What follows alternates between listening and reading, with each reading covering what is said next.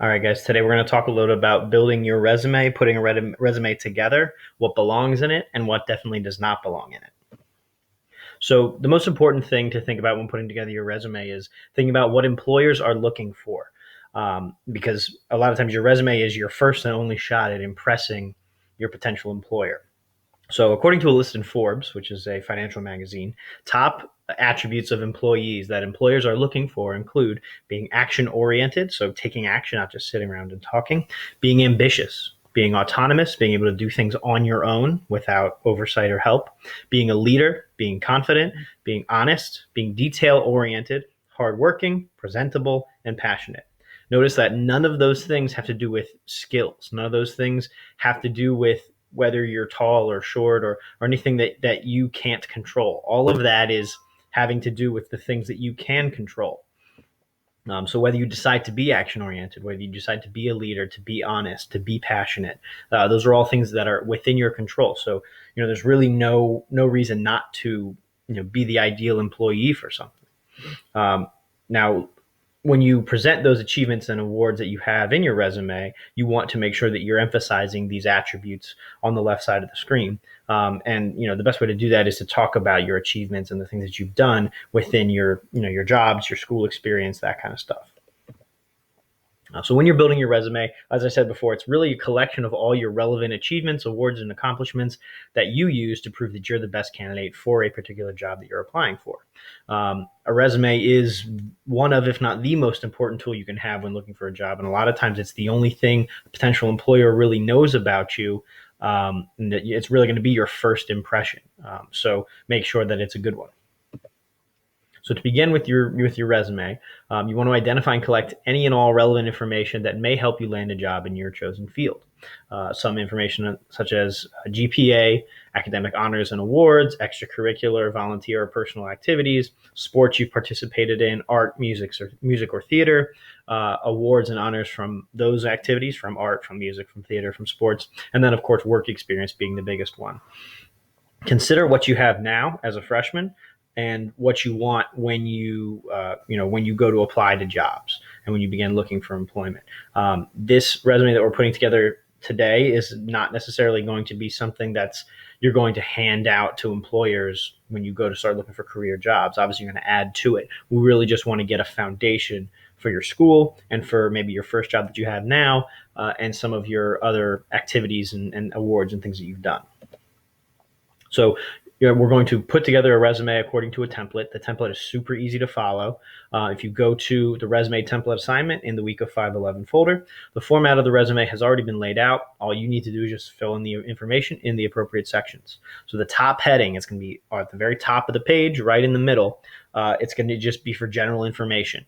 Your name, first and last, obviously. Your email, make sure you use your personal email, not your school email. And your personal email should be relatively professional. You do not want to use an email that you would be embarrassed by if someone contacted you on it. Include your phone number, typically your cell number, so that employers can reach you at any time, and then your permanent address. And that address is important because when they send you paperwork, they send you paychecks, stuff like that. The next section is your education section, and it is there for general information about the schools that you attended. So you're going to have the full name of your school, in your case, Sun Valley High School, the year you started to the year you ended. Currently, you'd put 2019 to present. After you graduate, you would change present to 2023. Your GPA, that can be found on Naviance. You go to Naviance, you go to the About Me tab, you go to My Account, and then scroll down to the academic section. It should say your GPA there. And then the city and state of the school, in this case, Aston, PA. The experience section is going to kind of be the biggest part of your resume, and it's there for work experience that you may have or will have in the future. For each and every job that you've had or currently have, make sure you include the name of the employer. So if it's a company that hired you, then put that company. But if you're doing babysitting or lawn mowing, make sure you put self-employed. A start and end date. So it's the month or the season and the year that you began or ended. So September 2019 or fall 2019, you don't necessarily need to have September 30th, 2019. It's just the general month or season when you started. If you're still working in the job, make sure the end date says present.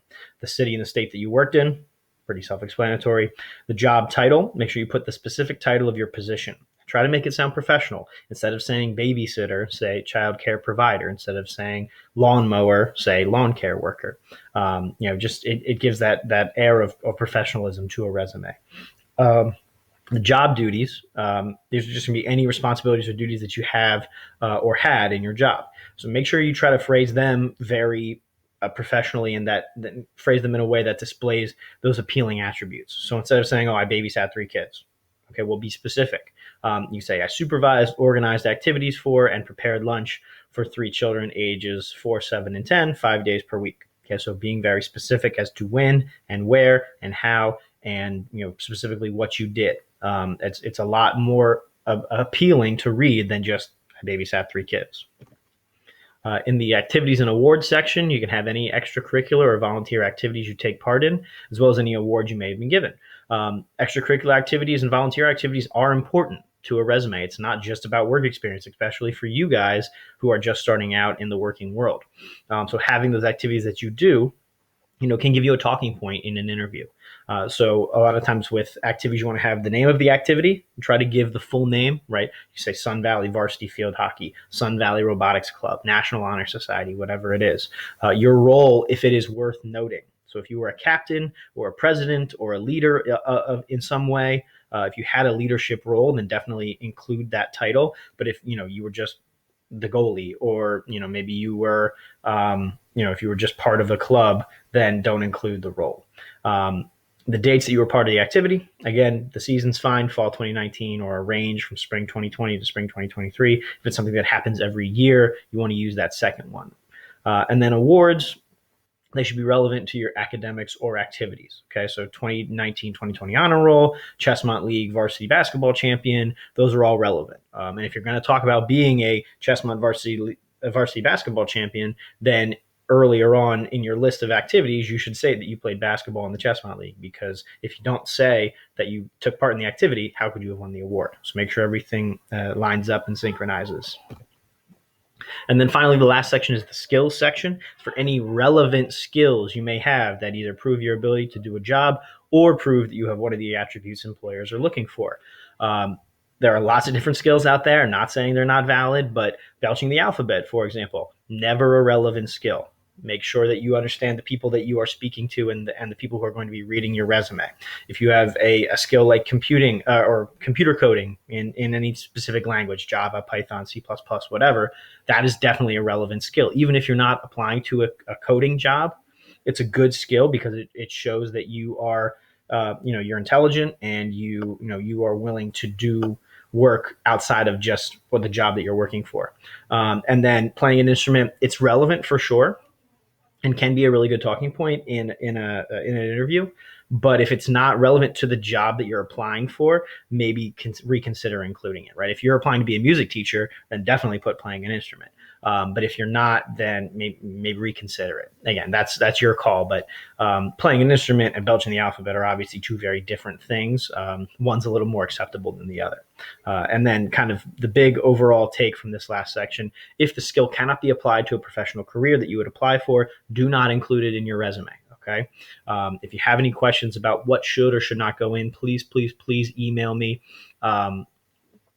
or contact me on the Google Hangout. Be happy to help you out there. You will also, once you're finished with this, have to input this information into Naviance, and I will make another video to show you how to do that.